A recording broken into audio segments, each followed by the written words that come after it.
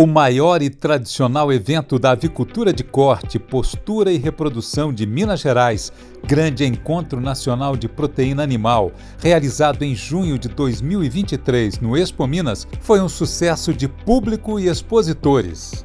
O evento bateu todos os recordes de anos anteriores, surpreendendo toda a cadeia produtiva da avicultura pela grandiosidade, organização e bons negócios. Um evento que cresce a cada ano, prestigiado por autoridades, avicultores de corte, postura e genética, produtores integrados e por todo o agronegócio avícola mineiro e nacional. Mais de 3.000 participantes, mais de 100 marcas expositoras, todos numa área de 5.000 metros quadrados. O grande sucesso no formato do evento apresentou uma novidade no último encontro. A parceria com a Peixe MG agregou ao encontro tudo sobre a cadeia da aquicultura. E vamos crescer ainda mais. Vem aí o Avicultor Mais 2025.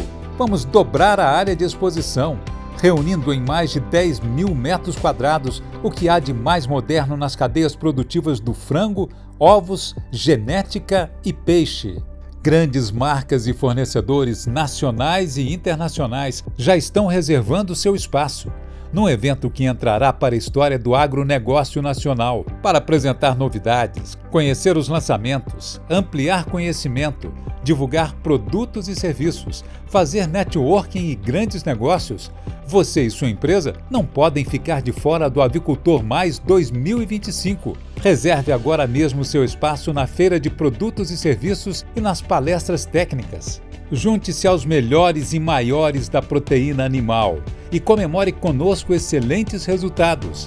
Amplie a visibilidade de sua marca participando do crescimento do agronegócio avícola nacional. Avicultor Mais 2025, frangos, ovos e peixes. Nos dias 25 e 26 de junho no Expo Minas, em Belo Horizonte. Uma realização da Associação dos Avicultores de Minas Gerais, Avimig, e Sindicato das Indústrias de Produtos Avícolas do Estado de Minas Gerais, Simpamig, com apoio da Peixe MG.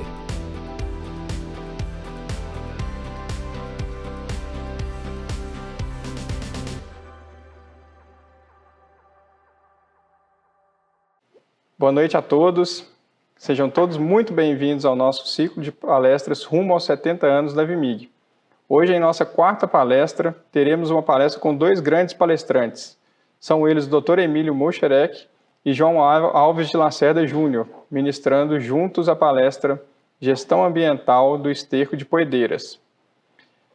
Nesse momento, passo a palavra para um recado do presidente da Avimig, o Antônio Carlos Vasconcelos Costa. Sejam todos bem-vindos ao nosso terceiro encontro online do ciclo de palestras Avimig rumo aos 70 anos. Queremos levar aos nossos associados, parceiros da entidade, alunos e a todos que estão nos acompanhando, o tema Gestão Ambiental do Esterco de Poedeiras, muito direcionado à avicultura de postura, um setor que tem contribuído para a geração de emprego, de renda, melhoria da economia do nosso estado. E hoje teremos conosco aqui os palestrantes Dr. Emílio Mocherec, presidente do Conselho Técnico, Científico e Ambiental da Avimig, também coordenador da Câmara de Avicultura da Secretaria de Agricultura de Minas Gerais. Como voluntário, o Dr. Emílio tem prestado os relevantes serviços à Avimig, especialmente e, consequentemente, à avicultura mineira. Muito obrigado, Dr. Emílio, por ter sempre contribuído conosco para o desenvolvimento aí da nossa avicultura, o setor avícola mineiro. Muito grato aí com a sua contribuição ao longo de décadas aí para o nosso setor. Também como palestrante nesta noite de hoje, o João Alves Lacerda, engenheiro especialista aí em engenharia sanitária e ambiental, que irá contribuir aí conosco nessa noite com o tema muito direcionado especificamente para a avicultura de postura. Agradeço aí a participação de todos aqueles que nos acompanham no link e que façam um bom proveito aí do tema e que será tratado aí nesse encontro online. Gustavo, retorno para você aí a palavra para a condução deste evento. Obrigado, Antônio, pelas palavras. Antes de darmos início, gostaria de lembrá-los que quem quiser participar pode encaminhar suas perguntas pelos comentários aqui abaixo. Assim poderemos direcionar as perguntas aos palestrantes e respondê-los também pelo comentário logo aqui abaixo. Para começarmos, gostaria de apresentar os nossos palestrantes de hoje. Nosso primeiro palestrante, João Alves de Lacerda Júnior, é graduado tecnólogo em saneamento ambiental pela Fundação Educacional de Divinópolis, possui especialização lato sensu em engenharia sanitária e ambiental pela Universidade do Estado de Minas Gerais, é engenheiro civil pela Universidade do Estado de Minas Gerais, UENG, cursou a especialização lato sensu em recuperação de áreas degradadas pela Universidade Federal de Viçosa, possui MBA em gerenciamento de obras e tecnologia da construção pelo IMBEC Unip. É perito avaliador imobiliário no método da ABNT NBR 14653. Atua diretamente na área de licenciamento e regularização ambiental do Estado de Minas Gerais desde fevereiro de 2013. E também é membro do nosso Conselho Técnico Científico e Ambiental aqui da VIMIG. Seja bem-vindo, João. É um prazer estar com você aqui essa noite. Olá, Gustavo. Muito obrigado. É uma honra para mim poder estar aqui. Muito obrigado ao convite, ao presidente Antônio Carlos, a você, diretor técnico. Muito obrigado, Gustavo. E é uma honra poder contribuir para uma instituição de quase 70 anos que representa todo o setor de avicultura no estado de Minas Gerais, poder aqui falar um pouco da área de licenciamento ambiental. Obrigado, João. A gente que agradece a sua participação. Nosso segundo palestrante, dentro do mesmo tema, Dr.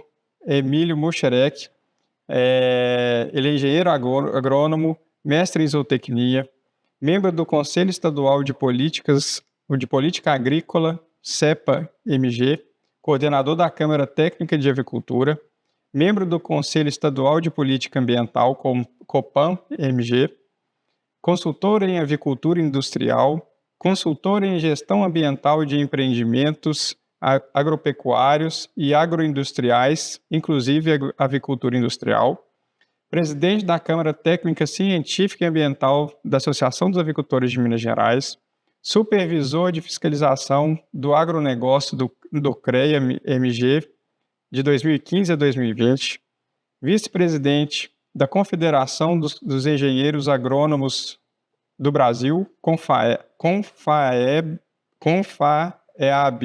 em 2 mandatos, de 2013 a 2018, presidente da Sociedade Mineira de Engenheiros Agrônomos, SMEA. Seja bem-vindo, doutor Emílio. Muito obrigado, colega Gustavo. Muito obrigado, presidente Antônio Carlos, pela oportunidade. E muito obrigado à ADMIG, de quem nós estamos juntos desde 1976, com muita satisfação. Muito obrigado mais uma vez. Doutor Emílio, a gente que agradece a participação do senhor. Sem mais delongas, eu vou chamar o nosso primeiro palestrante, o João, para dar início a esse tema, que eu tenho certeza que desperta a curiosidade de muitos avicultores, e a gente vai poder conversar sobre o assunto. João, eu passo a palavra a você. Ok, Gustavo, obrigado. E vamos iniciar falando sobre o licenciamento ambiental, uma das ferramentas de gestão ambiental para os empreendimentos. O objetivo de hoje, dessa breve fala sobre o licenciamento ambiental, que é um dos instrumentos de gestão ambiental, não é aprofundar nesses assuntos, mas sim trazer aos senhores avicultores, associados da VMIG, a importância de alguns temas chaves inerentes ao gerenciamento desse resíduo inevitável dentro do setor de avicultura, que é o esterco de poedeiras. Mediante a isso, dividimos a fala inicial sobre o licenciamento ambiental em 5 temas, iniciando com o monitoramento dos aspectos ambientais. Conceitualmente, entendemos que aspecto ambiental é tudo aquilo que pode causar impacto, mas o impacto é tudo aquilo que altera o meio. Pode ser assim, de forma negativa ou de forma positiva. Mediante a isso, temos também que levar em consideração todos os atos normativos, legais que fundamentam esse tema. Assim temos a Política Nacional de Resíduos Sólidos, a Lei 12.305 de 2010. Nós temos uma ABNT-NBR, que é a 10.004, que estabelece a classificação de cada tipo de resíduo, de acordo com as suas características. Nós também temos, e é importante citar, diante dessas ferramentas que são inerentes ao licenciamento ambiental, os planos de gerenciamento de resíduo sólido, que nada mais é do que um memorial descritivo de como esse resíduo, ou estes resíduos, são tratados aí nas granjas dos senhores, nos aviários dos senhores. E ainda temos, por fim, nessa breve fala introdutória, ao tema principal, que é a compostagem, que logo em seguida o grande Dr. Emílio nos falará sobre o assunto, nós temos aqui uma lei recente, nos transmitida através do assessor de política agropecuária da Assembleia Legislativa, Dr. Marcílio, no qual agradeço pela assessoria, que essa lei que está aí na tela, 24674, que é a lei 24674, de janeiro deste ano, que está em fase de regulamentação através do IMA, que em breve será um tema importantíssimo para que os senhores possam ter conhecimento da mesma, no seu integral teor, e dessa maneira fazerem suas devidas adequações e estarem alinhados a essas novas normativas. Dando sequência, sobre o monitoramento ambiental, todos os senhores que aqui nos ouvem, que são do setor de avicultura, sabem da importância de se ter o licenciamento ambiental, a licença ambiental. Mas a licença ambiental não é apenas um ato normativo obtido que se cessa naquela obtenção durante aquele prazo de vigência, mas sim temos condicionantes ou monitoramentos destes aspectos durante toda a vigência e durante todo o monitoramento daquela atividade, daquele devido empreendimento. Fazendo-se muito necessário que, mesmo os senhores que possuam licenças ambientais classe 2, que no estado de Minas Gerais compreendemos com alojamento de até 149.999 aves, que não cabe uma condicionante ambiental pré-estabelecida, que deverá ser periodicamente prestado contas ao órgão ambiental emissor, mas mesmo vocês que ainda estão nessa licença ambiental inicial, devem sim fazer um monitoramento destes aspectos ambientais. E o monitoramento aplicando aqui efetivamente, diretamente, ao esterco das composteiras, nada mais é do que dizer e, dentro do empreendimento, proceder a forma de acondicionamento temporário, transporte e destinação final. Deixando muito claro que todo resíduo ele deve ser tratado ou ter um pré-tratamento, seja ele no local ou através de outros empreendimentos que estejam aptos e ecologicamente e licenciados para tal tratamento.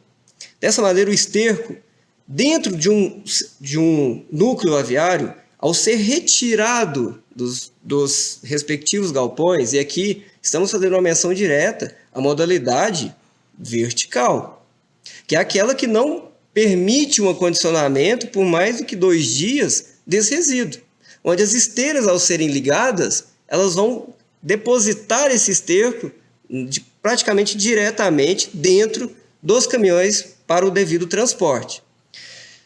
Aí que está o ponto principal que os senhores devem, nesse momento de fala, dessa palestra, entender a importância da compostagem. Por quê?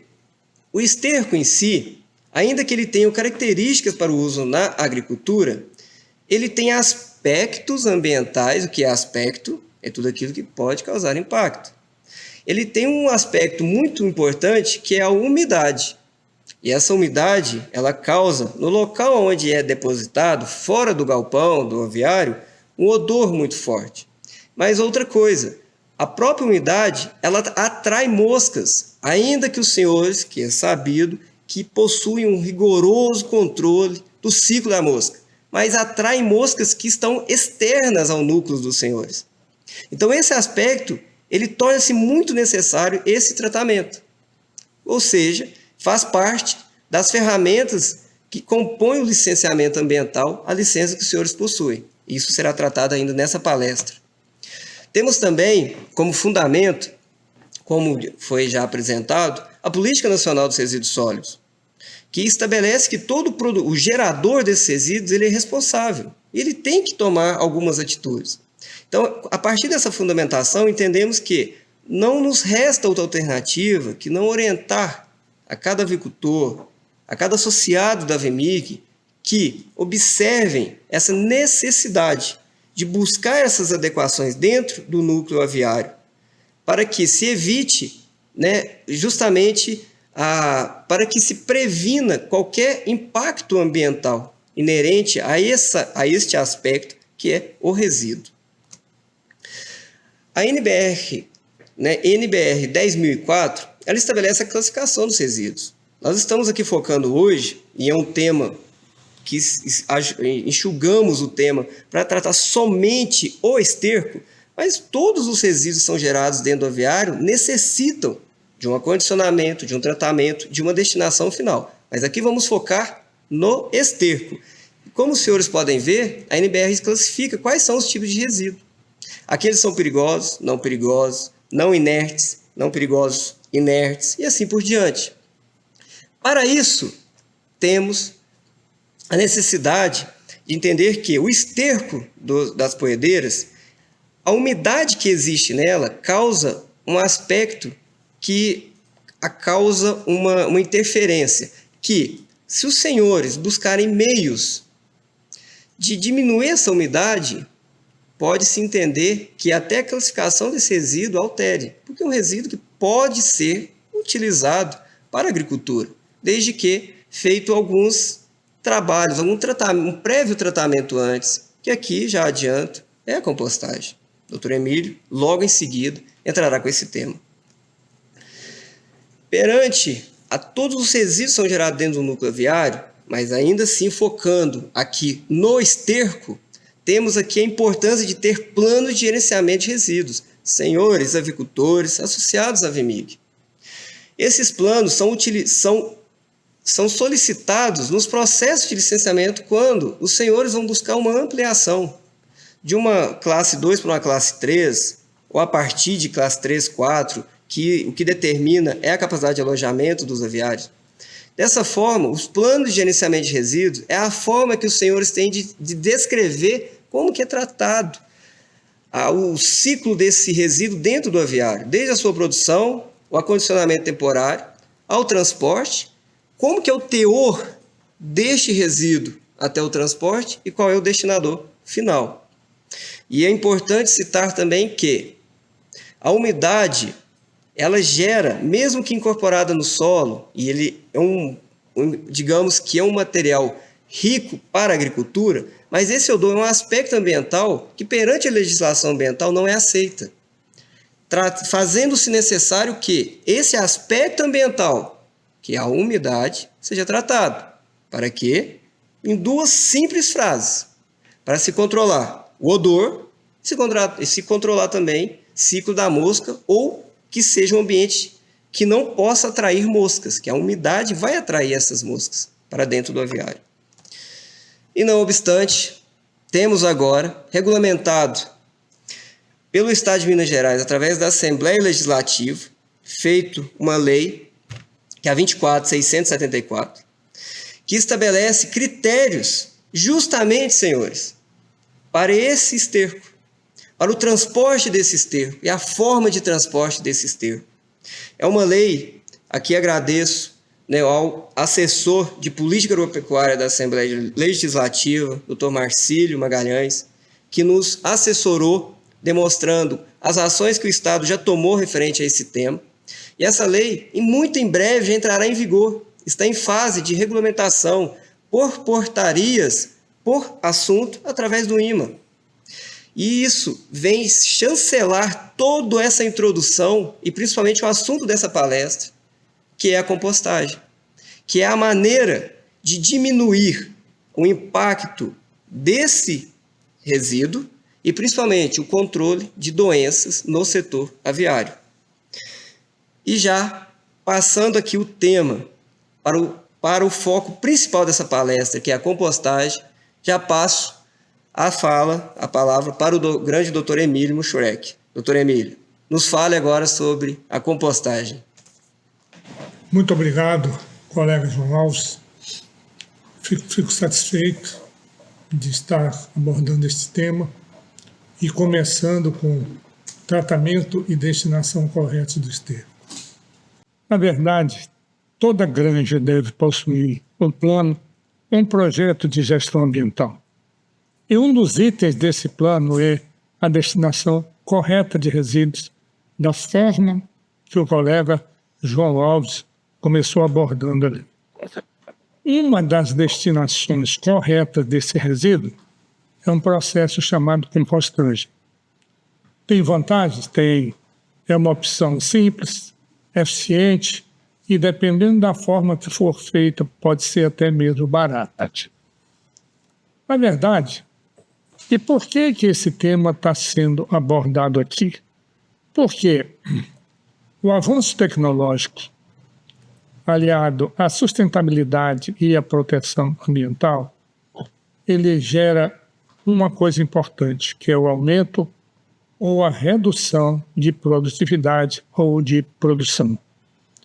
O que quer dizer isso? Quer dizer que a indústria avícola, pelo porte, pelo desenvolvimento tecnológico, ela se caracteriza por um uso intensivo de insumos, grande produção de resíduos, daí a nossa abordagem, e os procedimentos recomendáveis para esse tipo de abordagem de resíduo é tratamento e destinação adequados e, como falou o colega João Alves, é a minimização dos impactos ambientais, que, aliás, não é de hoje, há muito tempo que se aborda esse assunto. E parece que agora ele está tomando o rumo certo. Na verdade, o que é chamado compostagem tem duas fases. Uma fase de reações químicas oxidativas com médias e altas temperaturas, que é onde realmente o material chamado de esterco é transformado, e a maturação ou a umificação é que vai fazendo ele virar aquele pó mais escuro e tal, e que a gente chama por aí de composto orgânico. Nos aspectos práticos dele, ele é um aspecto aparentemente fácil, mas que envolve temperatura, umidade, conforme falou o colega João Alves, aeração, pH e principalmente a relação carbono-nitrogênio.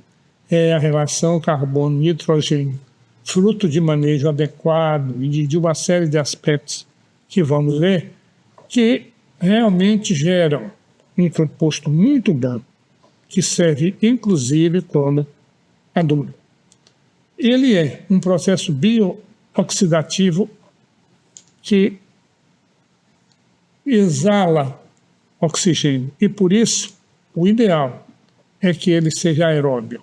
Ou seja, a equação que define ele na prática ela é simples, aqui ele é um pouco mais difícil, mas é matéria orgânica mais oxigênio mais água, liberando matéria orgânica compostagem, que é igual a adubo. Em síntese, é isso.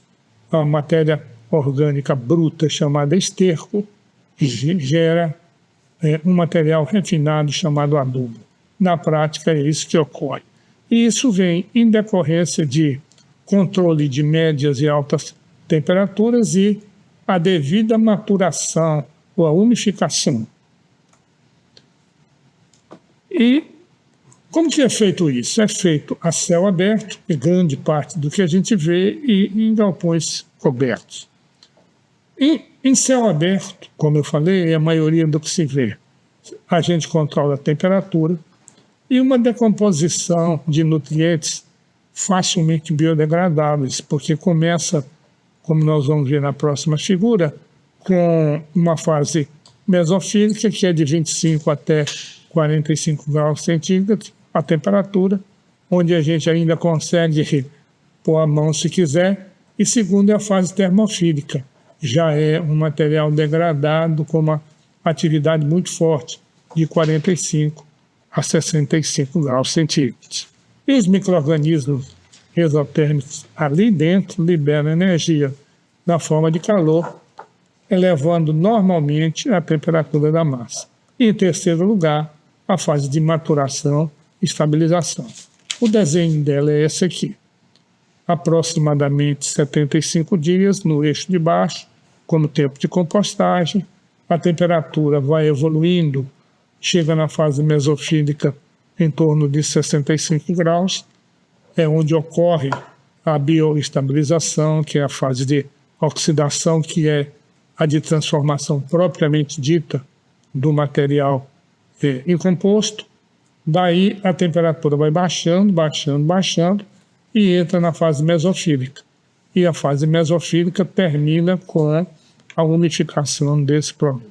Essa segunda fase é chamada fase de maturação ou umificação do material. Na verdade, e como tem sido isso feito ao longo das décadas? No pátio de compostagem, a melhor forma seria, para evitar a infiltração de solo, que esse pátio de compostagem tivesse uma cobertura conveniente no solo, ou asfalto, ou compactação, ou concreto, embora não se veja tudo isso assim. Uma inclinação de 2 a 3% no sentido da declividade desse terreno, e se tiver mais de uma leira, como veremos mais na frente, permitir uma distância, um corredor, para que aquelas máquinas que rolam esse material, sejam pás carregadeiras ou sejam máquinas de revolvimento, possam operar. Aqui, eu diria que essa foto aqui já é de composto quase que em fase terminal e em propriedades pequenas, né, de pequeno porte, como a gente pode ver daqui para frente. Aqui, a preparação da leira em pequenas propriedades, envolvendo bastante mão de obra. Talvez não haja necessidade de tudo ser assim, mas nesse caso aqui a gente fotografou exatamente para mostrar qual que é o tipo de trabalho que ocorre para fazer a leira de compostagem em pequenas propriedades. A mesma coisa aqui, já está começando a formar as camadas. Aqui já está regando ou aerando para equilibrar a umidade, principalmente porque tem uma fonte de carbono que não é necessariamente o esterco, conforme nós vamos ver na frente, que normalmente é mais seca. E nesse caso aqui houve necessidade de regar essa massa aqui para poder equilibrar a temperatura e entrar nas fases mesofílica, termofílica e voltar à fase mesofílica. Quer dizer, a necessidade de regar para a temperatura subir e o esterco ser transformado em composto. Aqui já são leiras, né, de propriedades menores, já em formação, sabe? E com a vantagem de ter uma certa proteção externa com relação a animais, com relação a moscas, etc. Mas o fato é que aqui é um bom exemplo do que ocorre em propriedades menores. Bom, a cobertura do pátio, ela tem sido também bastante abordada, porque as empresas que vendem composto orgânico, e é bom que se diga que o composto orgânico é uma fonte de renda muito importante, como mostraremos no final. As empresas que vendem composto orgânico, elas demonstram uma tendência de operar em pátio coberto, porque tem maior controle de temperatura e de umidade, naturalmente, porque o mercado é exigente e quer um produto da maior qualidade possível. Aqui tem um galpão coberto aqui e esse outro aqui, um galpão coberto, em que a máquina está revolvendo uma leira mais alta, lembrando que aqui já é uma leira num volume de uma grande propriedade, ou seja, ou de uma granja de poedeiras, uma granja de frango de corte, etc., que tem uma produção bastante alta de esterco e numa periodicidade muito pequena, o que quer dizer que constantemente está se operando dessa forma aqui. O revolvimento de leiras, ele tem dois aspectos importantes. Eu tenho ouvido pessoas falarem que é melhor fazer com a leira estática parada, não fazer revolvimento para não dar muita mão de obra.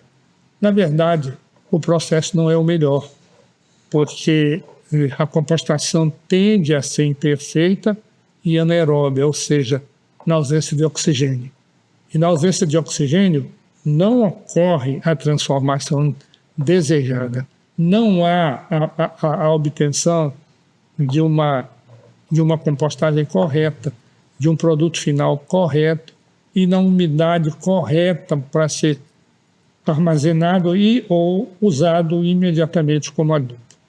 Esse revolvimento, ele pode ser manual, como nas pequenas propriedades, ele pode ser mecânico, ele pode ser com pás carregadeiras e ele pode ser com máquinas apropriadas.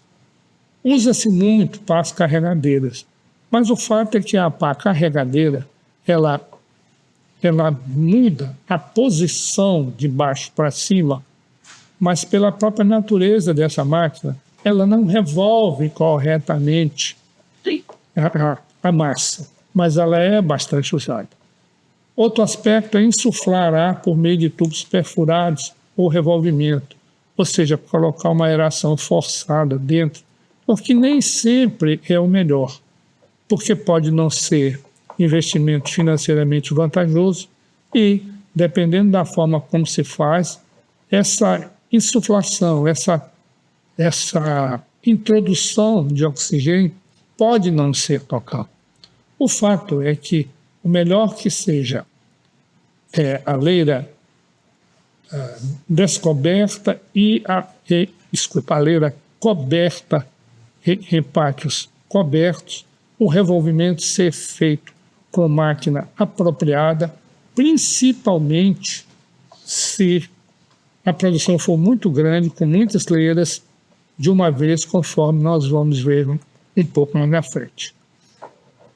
Aqui um desenho, uma simulação de algum tipo de máquinas que fazem com que a leira seja devidamente revolvida, que haja espaço, corredor entre as leiras. Isso já demonstra quase que uma compostagem industrial muito grande já, de acordo com o volume de esterco produzido e, naturalmente, com a demanda necessária para a venda.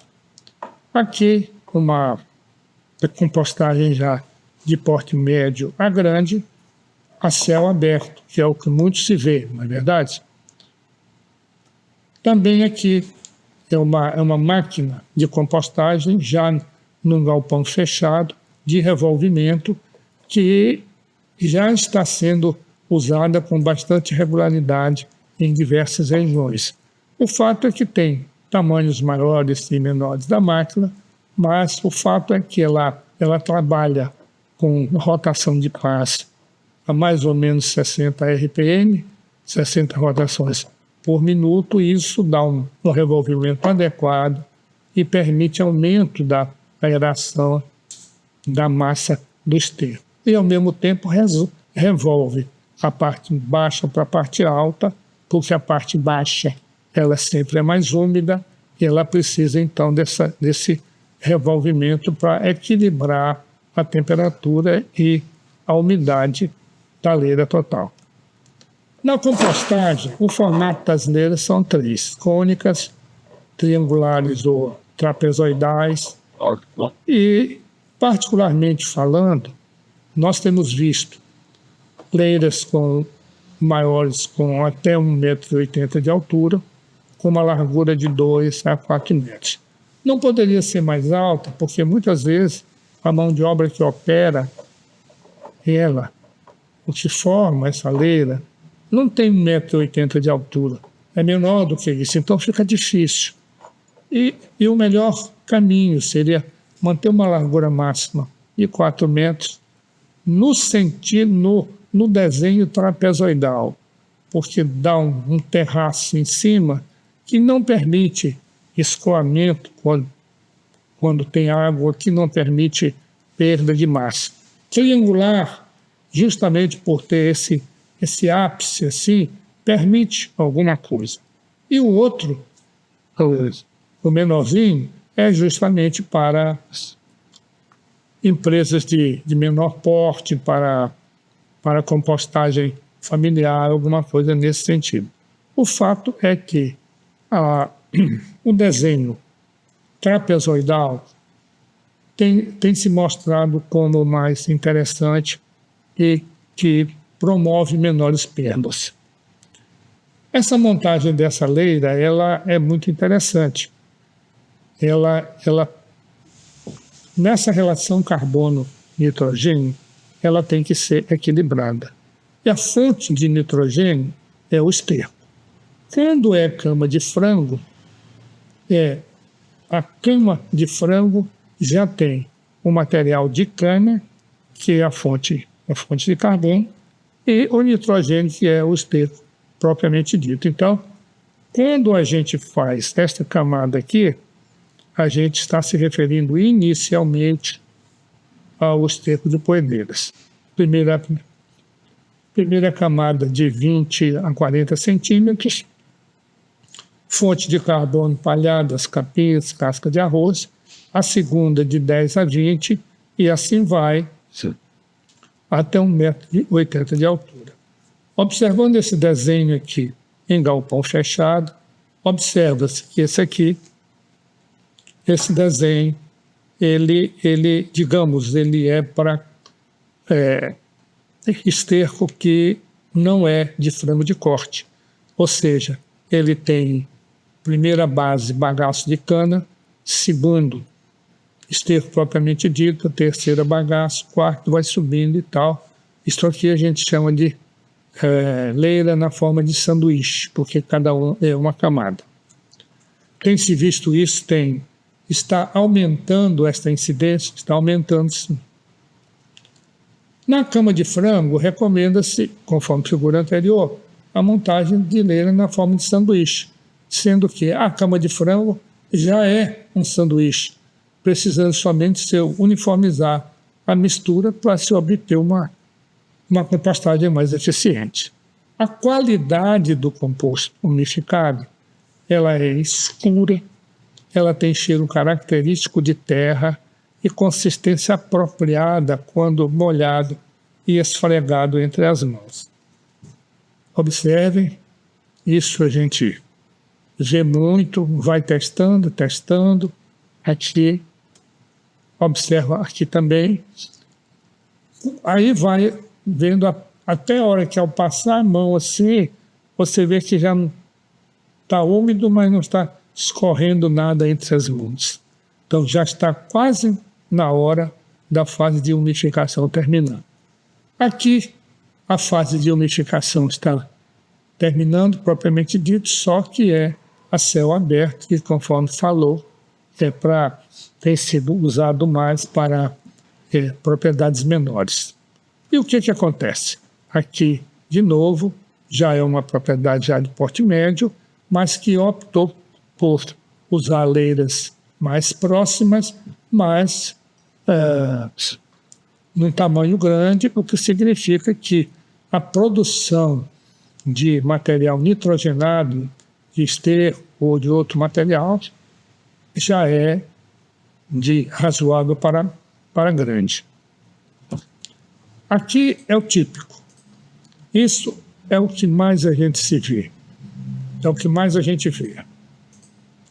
Leiras no formato trapezoidal, leiras compridas, na altura recomendada inicialmente, no máximo 1,80 m, deixando corredores para que a máquina que revolve opere normalmente.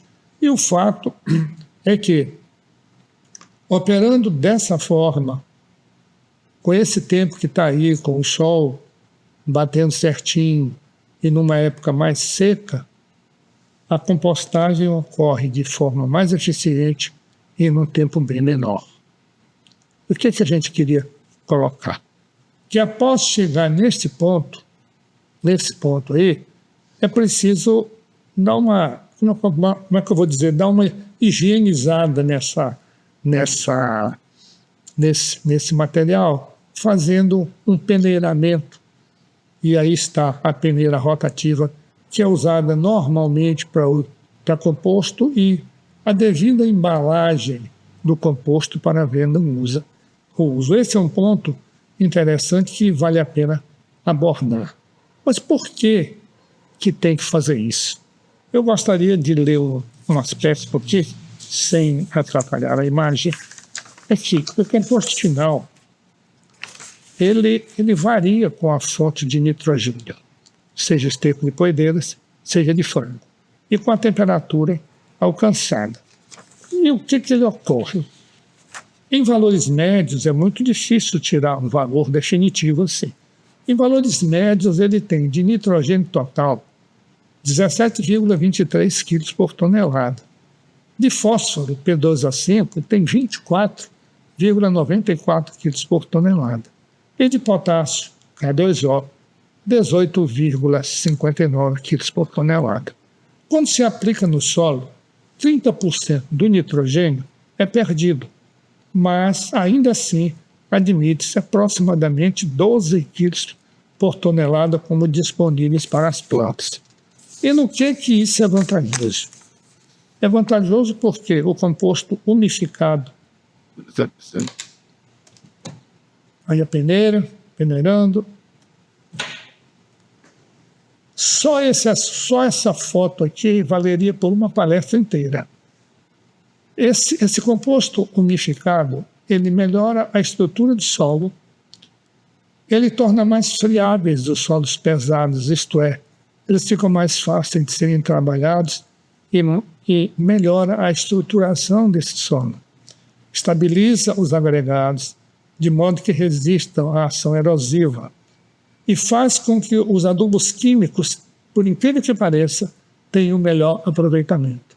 O que quer dizer que quando os adubos químicos estão sozinhos trabalhando no solo, eles não têm a mesma eficiência do que quando eles estão associados a adubos orgânicos, como é o caso de composto orgânico.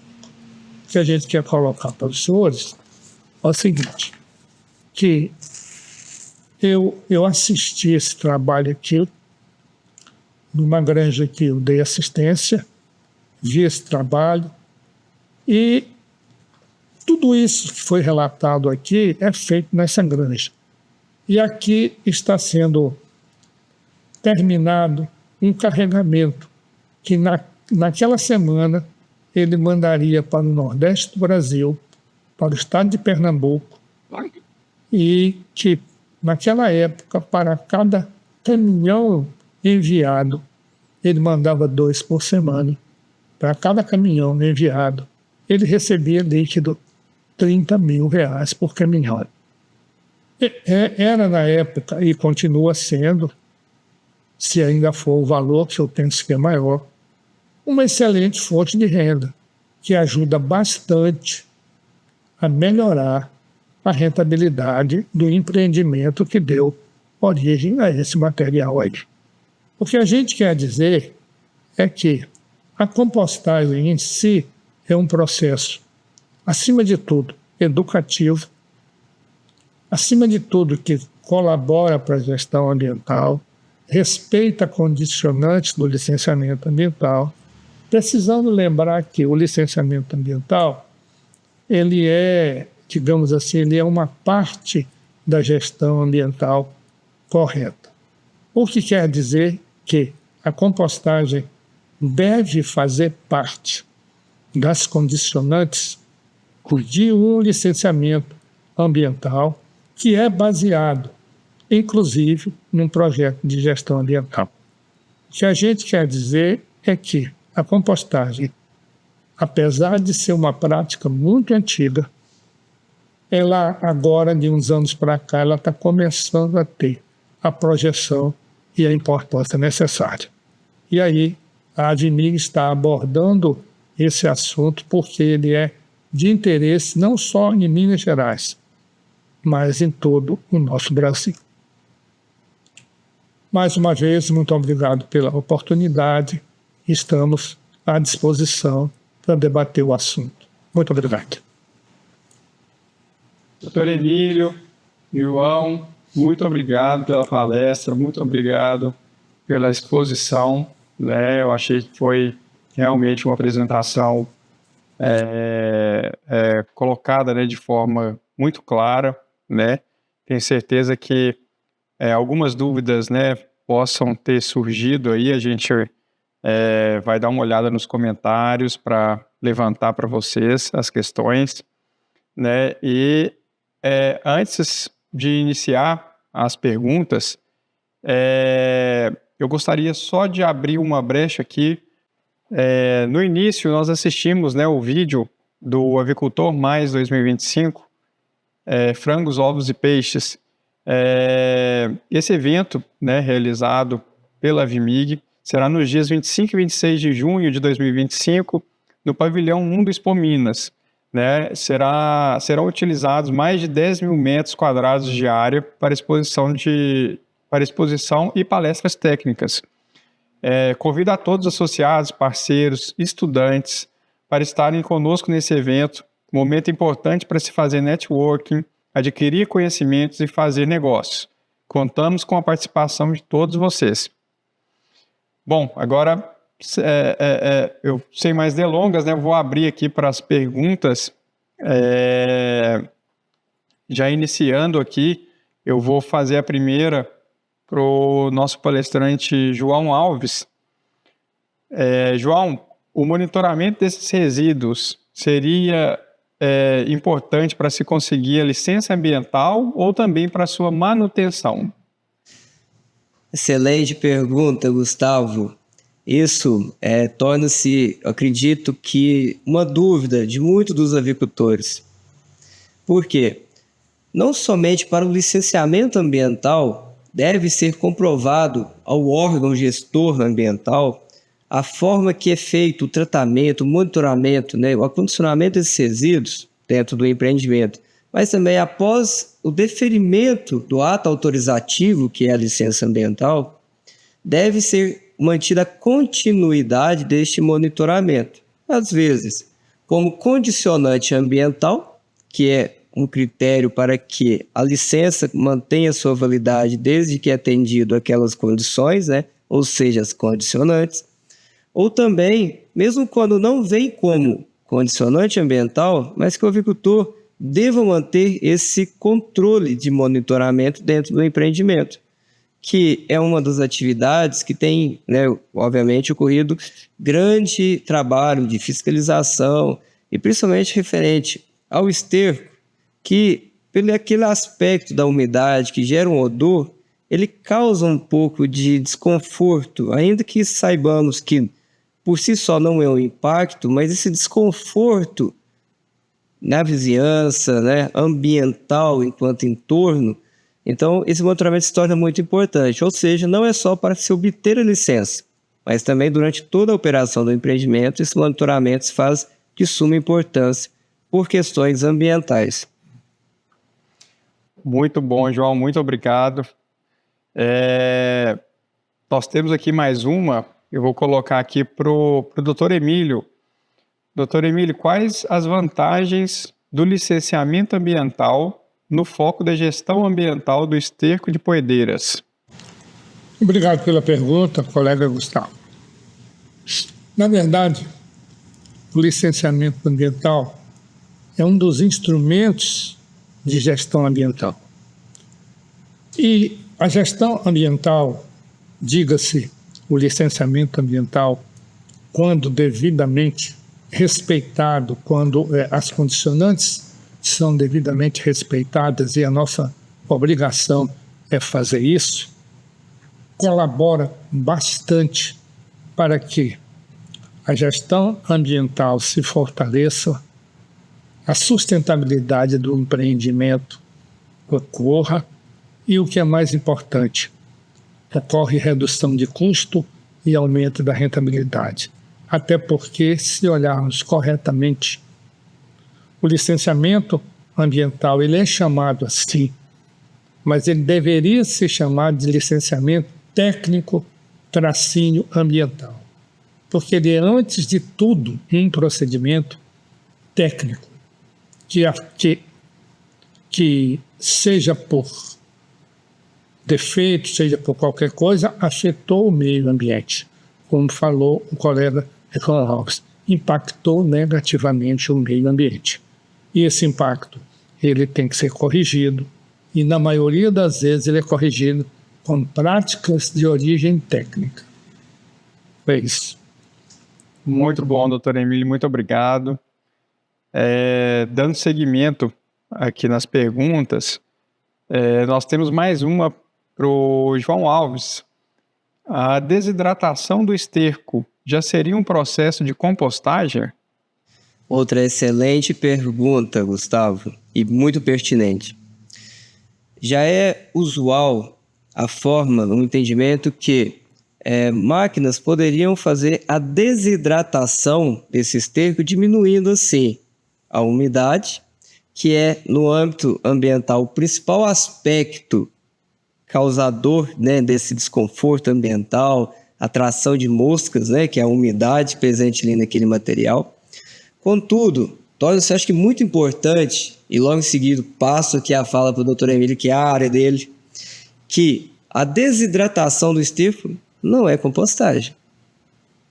Ela apenas diminui, minimiza o aspecto da umidade, que causa odor, que atrai moscas, que facilita no transporte.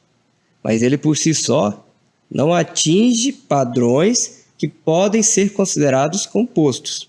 Uma coisa é eu ter um resíduo no qual um pré-tratamento me tirou um aspecto ambiental, mas por si só não se torna composto. O composto, o Dr. Emílio gostaria que ele fizesse a sua consideração, é quando esse material é submetido a um processo de compostagem. Não é isso, Dr. Emílio? Perfeito, meu caro. Muito obrigado mais uma vez. Na verdade, o esterco desidratado, ele não deveria ser considerado compostagem, porque pelo próprio nome, a compostagem é um processo que transforma uma flora indesejável em um material desejável e nutritivo como adubo, além do que desimpacta o meio ambiente. Nós estamos acostumados a ver em diversas regiões do estado que esterco, deixado de qualquer maneira, transmite um odor insuportável, sabe, então? E muitas vezes a saída, entre aspas, tem sido desidratar o esterco. Não é o melhor caminho, e isso, salvo o melhor juízo, não deve ser chamado de compostagem. Compostagem é fazer um composto novo a partir dali, devidamente umificado, que vai transferir nutrientes para o balanço nutricional do solo em determinada cultura que naquele momento está sendo trabalhada. Esse é o ponto.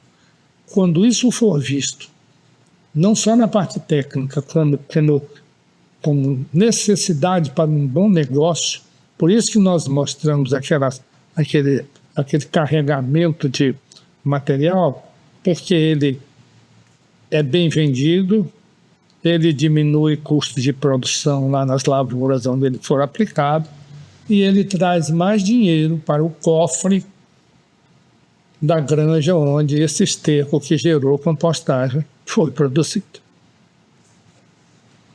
Muito bom, obrigado, João. Obrigado, doutor Emílio, pela resposta. Eu acho que essa é uma dúvida bem comum, né, entre alguns dos avicultores, né? Bom, a gente está bem aqui em cima da hora, mas eu acho que ainda dá um tempinho aqui para uma última pergunta. A gente tem mais uma última pergunta aqui para o doutor Emílio. A compostagem é somente para se resolver a questão ambiental? Ótima pergunta, colega. Não. Ela é para transformar esterco em dinheiro, no final das contas. O equilibrar a gestão ambiental, eu diria que é uma fase importante, básica, mas até certo ponto intermediária, porque você equilibra fazendo isso e para onde vai esse material devidamente compostado. E ele tem sido demonstrado desde a época dos faraós, desde a época dos hebreus no Egito, fazendo compostagem na beirada do rio Nilo, mostrando que aquele material compostado era usado nas culturas seguintes, seja cevada, seja trigo, seja o que for, e ele contribuía muito para aumentar a produção e a produtividade. Hoje, o que a gente pede? Pede que esse composto tenha sua composição físico-química devidamente determinada em laboratório, uma análise de solo onde ele vai ser usado e a recomposição e o balanço nutricional dos elementos que faltam nesse solo através da incorporação dos materiais existentes no composto orgânico.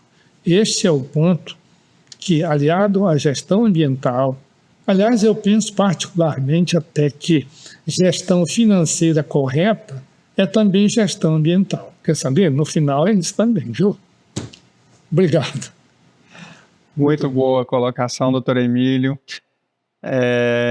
Bom, pessoal, mais uma vez, né, eu queria agradecer, né, os palestrantes, o João Alves, doutor Emílio, por ter, né, trago, né, esse tema que é muito relevante, que é muito importante, né, de ser colocado, né, e eu gostaria também de lembrar a todos, né, que todos aí que estão participando, né, que deixaram suas perguntas, a gente vai encaminhar as perguntas para os palestrantes, né, e voltaremos com as respostas.